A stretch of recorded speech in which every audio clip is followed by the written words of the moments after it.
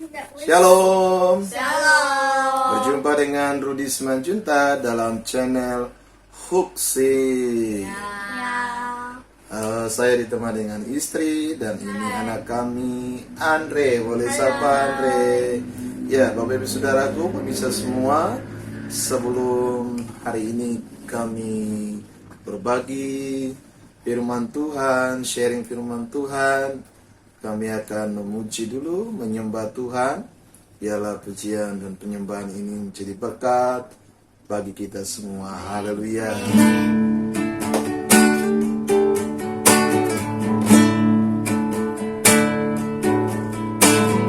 Engkaulah kekuatanku,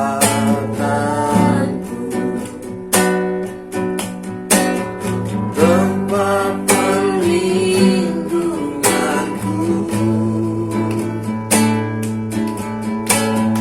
saat badai menerpa, aku tak akan goyah,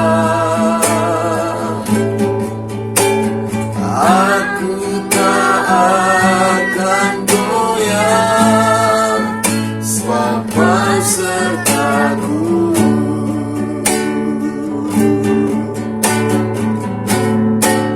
Sejauh langit dari bumi, begitu besarnya kasih-Mu, penuhi hati kami yang rindu menyembah-Mu.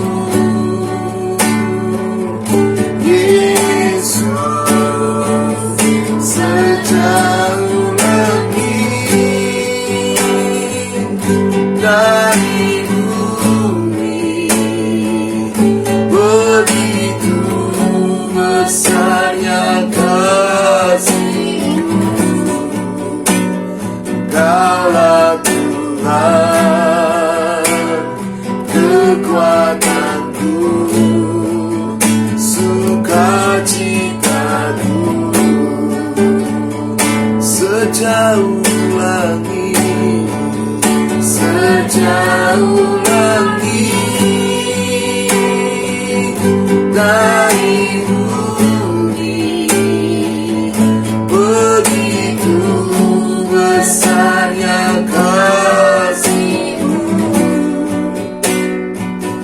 penuhi hati kami yang rindu menyembah-Mu. Yesus, sejauh langit dari bumi, begitu besarnya kasih-Mu. Kaulah Tuhan, Kaulah Tuhan, kekuatanku, sukacitaku. Kaulah Tuhan, Kaulah Tuhan, kekuatanku, sukacitaku.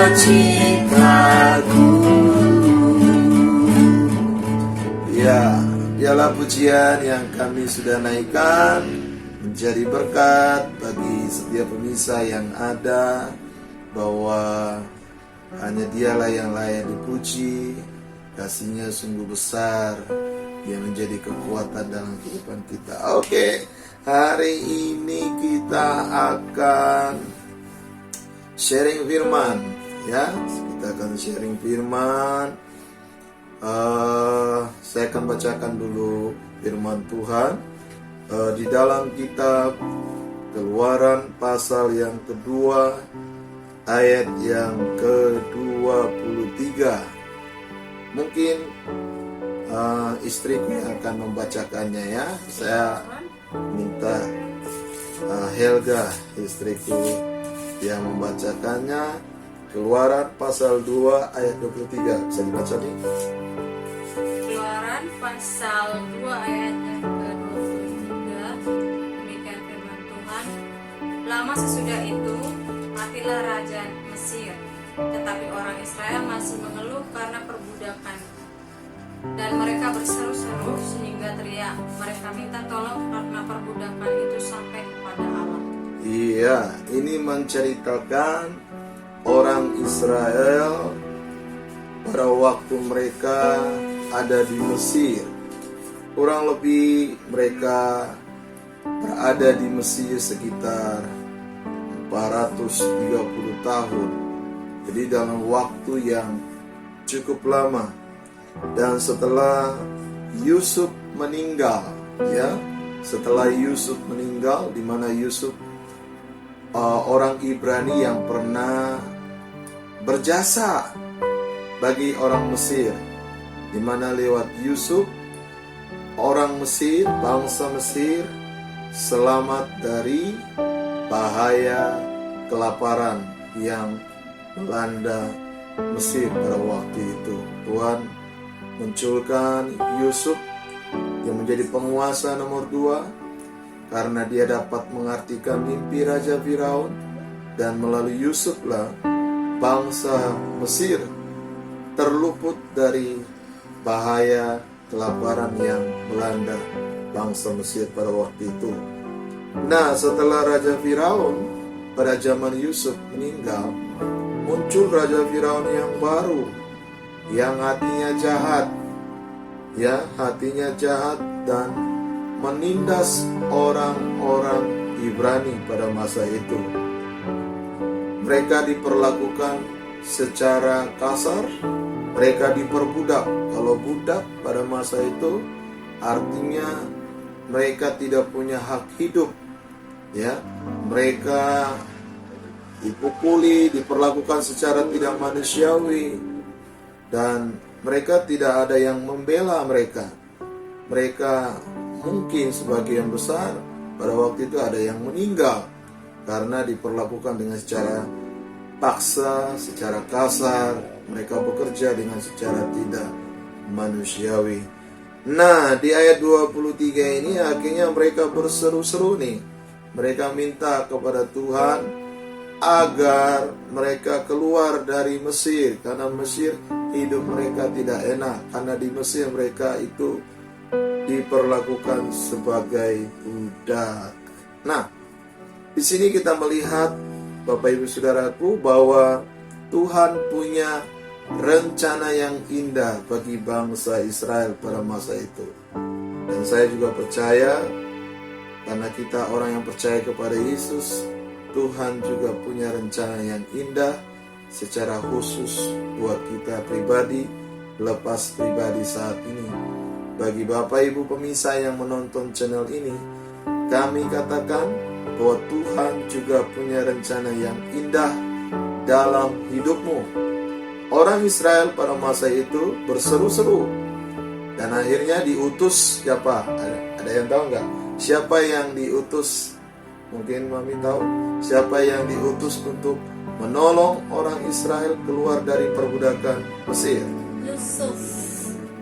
Siapa? Musa. Musa. Ya, betul. Jadi Musa lah yang diutus datang ke Mesir untuk membawa bangsa Israel, orang Ibrani, keluar dari perbudakan. Orang Israel berseru-seru, Tuhan dengar, Tuhan utus Musa.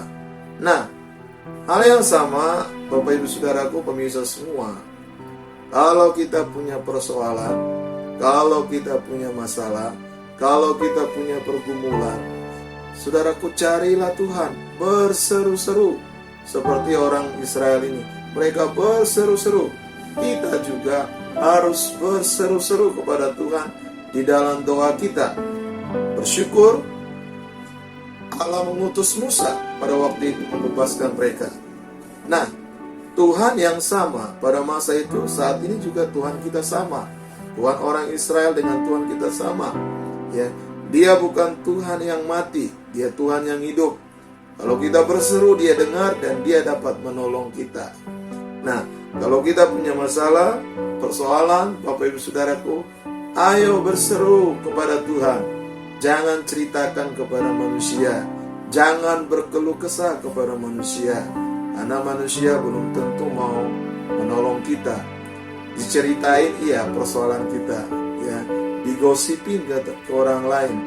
Tapi kalau kita curhat sama Tuhan, berseru sama Tuhan, saya percaya Dia Tuhan yang setia. Dia akan menolong kita. Dia akan membebaskan kita, melepaskan kita dari segala persoalan kita. Nah, dari sini dapat kita pahami bahwa Allah punya rancangan yang indah atas umatnya. Dibebaskan dari perbudakan Mesir melalui Musa yang dipakai pada masa itu untuk dibawa ke tanah perjanjian, yaitu tanah Kanaan. Coba baca Dre, Roma 8 ayat 28. Roma 8 ayat 28. Roma 8 ayat 28. Ini nih. Roma 8 ayat yang ke-28. Ya.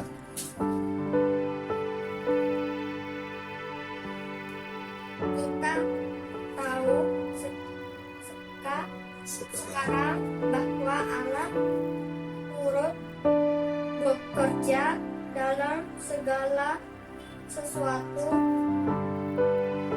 untuk mendatangkan kebaikan bagi mereka yang mengasihi Dia, yaitu bagi mereka yang terpanggil sesuai dengan rencana Allah.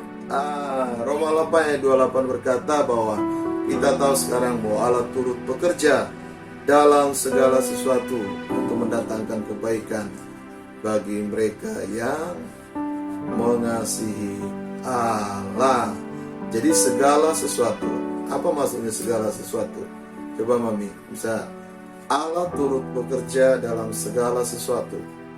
Maksudnya segala sesuatu ini apa? Segala persoalan, segala ya, persoalan kehidupan kita lah. Ya.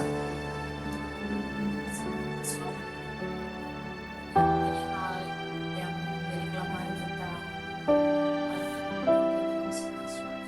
untuk mendatangkan kebaikan. Amin. Jadi apapun yang kita alami, kata segala sesuatu, baik buruk, baik enggak buruk, ya, apapun kejadian peristiwa, ya, persoalan yang kita alami, di balik itu kalau kita mengasihi Dia, semua itu ada maksud dan rencana Tuhan untuk mendatangkan kebaikan bagi kita. Iya. Jadi dari sini kita melihat bahwa Allah tidak pernah merancangkan yang tidak baik bagi kita. Jadi Bapak Ibu Saudaraku, kalau kita punya masalah, kita punya persoalan, dan sampai saat ini mungkin belum ditolong oleh Tuhan, jangan pernah dengarkan bisikan si iblis yang berkata bahwa Tuhan tidak mengasihi kita. Tuhan tidak pernah merancangkan yang tidak baik. Dia Bapa yang baik. Dia selalu merancangkan yang baik bagi kita, anak-anaknya. Apalagi jika kita berseru-seru kepada Dia, berharap bergantung kepada Dia.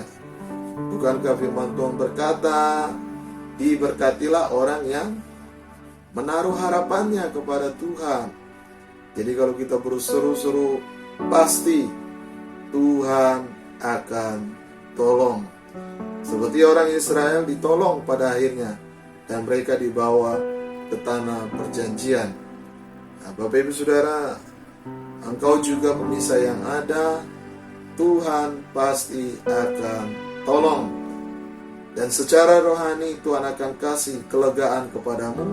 Tanah perjanjian, saya nggak tahu apa itu tanah perjanjian yang Tuhan mau sediakan bagi kita.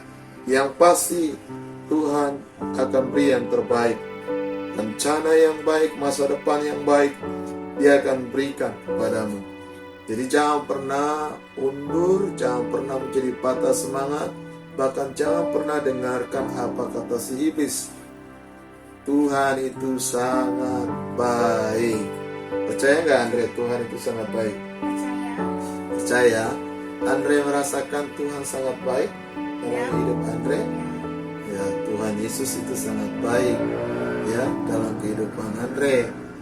Nah, kami juga Bapak Ibu Saudaraku hari-hari ini belajar menaruh harapan kami hanya kepada Tuhan. Saya sebagai pelayan Tuhan, ya murni sebagai full timer, hidup hanya bergantung kepada Tuhan, tidak ada pekerjaan yang lain, hanya melayani pekerjaan Tuhan. Ya, saya percaya bahwa Tuhan yang pilih, Tuhan yang panggil, Tuhan pasti akan cukupkan segala sesuatu. Saya pernah mencoba untuk kerja, tapi ya mungkin belum waktunya. Memang Tuhan mau bawa untuk melayani Dia sepenuh waktu. Tapi puji Tuhan sampai saat ini ya saya dan istri dan anak dipelihara Tuhan. Apa yang kami butuhkan Tuhan sediakan. Ya memang gak berlebih seperti orang-orang yang lain yang punya banyak materi. Tapi ukuran kesuksesan seseorang bukan terlihat dari materi, tetapi bagaimana kita bisa melakukan apa yang menjadi kehendak Tuhan dalam kehidupan kita. Hidup ini menjadi berarti, ya boleh berbagi kasih, menyatakan Kristus kepada banyak orang, itu jauh lebih berarti. Bukan berarti kita gak butuh materi, tetapi Tuhan pasti sediakan yang terbaik bagi kita. Nah, dari sini kita bisa melihat bahwa pada akhirnya orang Israel keluar dari Mesir, dari perbudakan, dan mereka dibawa Tuhan menuju tanah Kanaan melalui padang gurun. Nah, di sini kita akan bahas, Bapak Ibu Saudaraku, bahwa ternyata tidak semua orang Israel yang keluar dari Mesir itu, tidak semua dari mereka masuk tanah perjanjian. Ada begitu banyak di antara mereka yang pada akhirnya mati di padang gurun, dan matinya juga sangat mengenaskan. Bahkan ada yang sampai mati tertelan oleh tanah, ada yang dipagut ular. Mereka mati di padang gurun. Nah, Bapak Ibu Saudaraku, kira-kira kenapa Tuhan izinkan mereka yang keluar dari Mesir sebagian besar mati di padang gurun? Kenapa gak masuk ke tanah perjanjian? Apakah kira-kira Allah punya rencana yang jahat? Mereka dikeluarkan dari Mesir, dibawa ke padang gurun hanya untuk mati di padang gurun. Kira-kira gimana menurut Mami? Tentu tidak. Karena Allah itu memiliki rancangan yang baik. Nah, Bapak Ibu Saudaraku, kalau kita baca ya di dalam kitab Keluaran, ternyata kenapa orang Israel ya yang keluar dari Mesir ya tidak masuk tanah perjanjian, tanah Kanaan yang Allah janjikan kepada mereka? Karena sebagian besar dari mereka ya, sebagian besar dari mereka itu tidak bisa diproses. Mereka selalu marah, selalu bersungut-sungut, selalu ngomel, selalu mencobai Tuhan saat mereka ada dalam peristiwa persoalan, saat mereka ada dalam masalah, dalam perjalanan mereka menuju tanah Kanaan melalui padang gurun. Contohnya, ketika mereka lapar di padang gurun, mereka marah kepada Musa. Mereka selalu bilang, lebih baik kami mati di Mesir daripada harus mati kelaparan di padang gurun ini. Ketika mereka haus di padang gurun, mereka ngomel kepada Musa, dan Tuhan bersabar kepada mereka. Tuhan kasih burung puyuh, Tuhan kasih roti mana, Tuhan kasih air minum di padang gurun, air keluar dari gunung batu, Tuhan kasih, Tuhan sediakan air yang pahit, Tuhan ubah menjadi manis sehingga mereka bisa minum. Tetapi orang-orang Israel yang keluar dari Mesir tetap selalu memiliki kebiasaan bersungut-sungut, marah-marah, tidak mau dibentuk oleh Tuhan, sehingga kurang lebih sekitar 40 tahun mereka ada di padang gurun, tapi sayang gak masuk, mati di padang gurun. Jadi dari sini kita bisa simpulkan, Bapak Ibu Saudaraku, bahwa kita harus memiliki hati yang rela untuk dibentuk oleh Tuhan, taat sama Tuhan. Walaupun mungkin hari ini sepertinya sakit, tapi jangan pernah mengeraskan hati. Apa yang Tuhan mau didik dalam kehidupan kita, taati saja.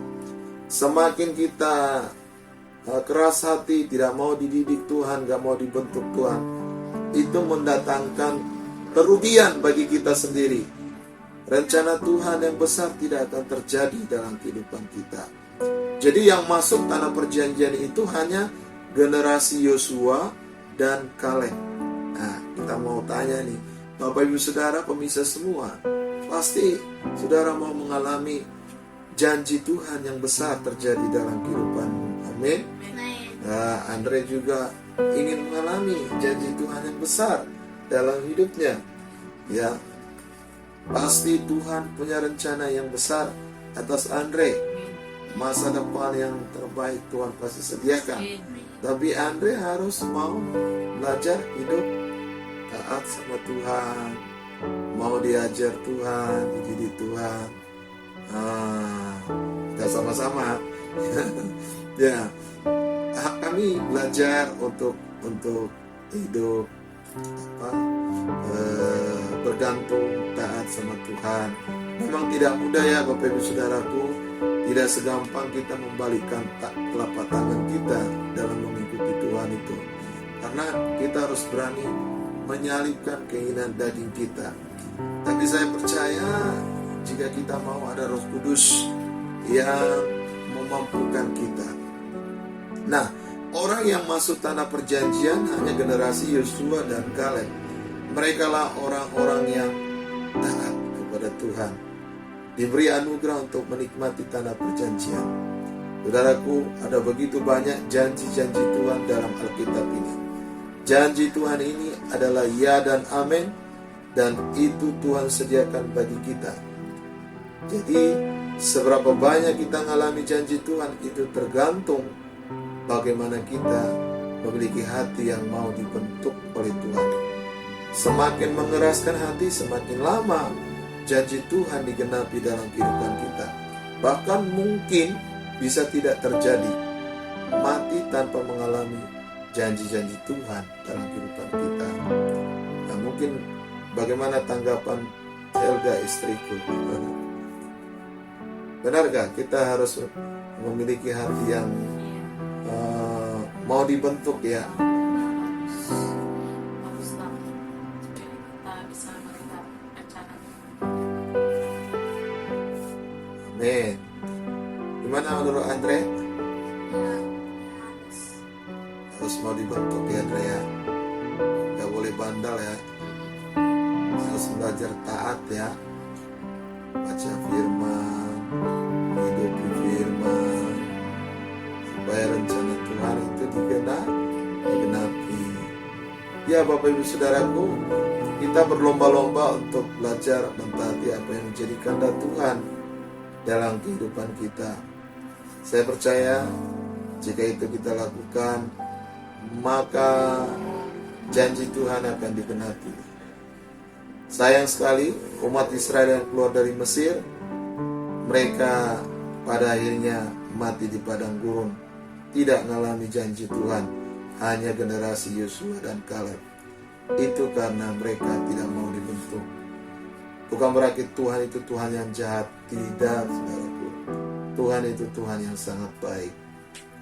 Berkali-kali Tuhan sabar kepada kita, tapi jangan pernah menyalahgunakan kasih karunia Tuhan dengan hidup terus-menerus sesuka hati kita.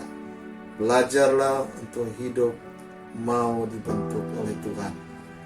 Saya percaya apapun persoalan tantangan yang ada dalam kehidupan kita, jika engkau hidup mau dibentuk Tuhan, belajar taat sama Tuhan, kemenangan, pertolongan Tuhan akan terjadi dalam kehidupanmu. Itu saja yang bisa kami bagikan hari ini, yaitu bahwa Tuhan punya janji yang besar dalam kehidupan kita. Apapun yang kau alami hari-hari ini, tetap percaya bahwa Tuhan bekerja mendatangkan kebaikan bagi kita.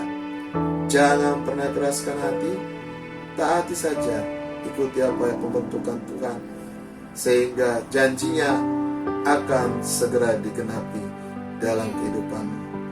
Mari kita bersatu dalam doa. Mungkin Elga yang pimpin dalam doa. Oke, mari kita berdoa Bapak Ibu Saudaraku. Tuhan Yesus, Hamba berdoa, biarlah Tuhan jamah, Tuhan lawat setiap pemisah yang ada. Berikan kami hati yang taat, hati yang mau dibentuk. Tuhan, kami percaya Engkau punya rencana, Engkau punya janji yang indah dalam kehidupan kami. Kami mau semua rencana-Mu, janji-Mu digenapi dalam kehidupan kami. Terima kasih Bapa, terima kasih Tuhan. Hamba berdoa setiap pemisah yang ada, Tuhan jamah mereka. Walaupun hari-hari ini mungkin mereka belum mengalami janji Tuhan, mereka ada dalam masa-masa pembentukan, mereka ada dalam masa-masa proses. Kuatkan, teguhkan mereka, berikan mereka hati yang rela untuk diajar, dibentuk oleh Tuhan, sehingga janji itu akan segera tergenapi dalam kehidupan mereka.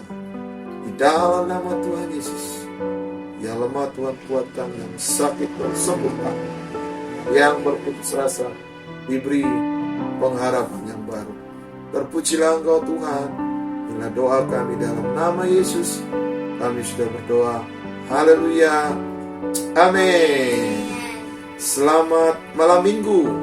Tuhan Yesus memberkati, dan jangan lupa hari Minggu kita beribadah. Shalom. Tuhan Yesus berkati.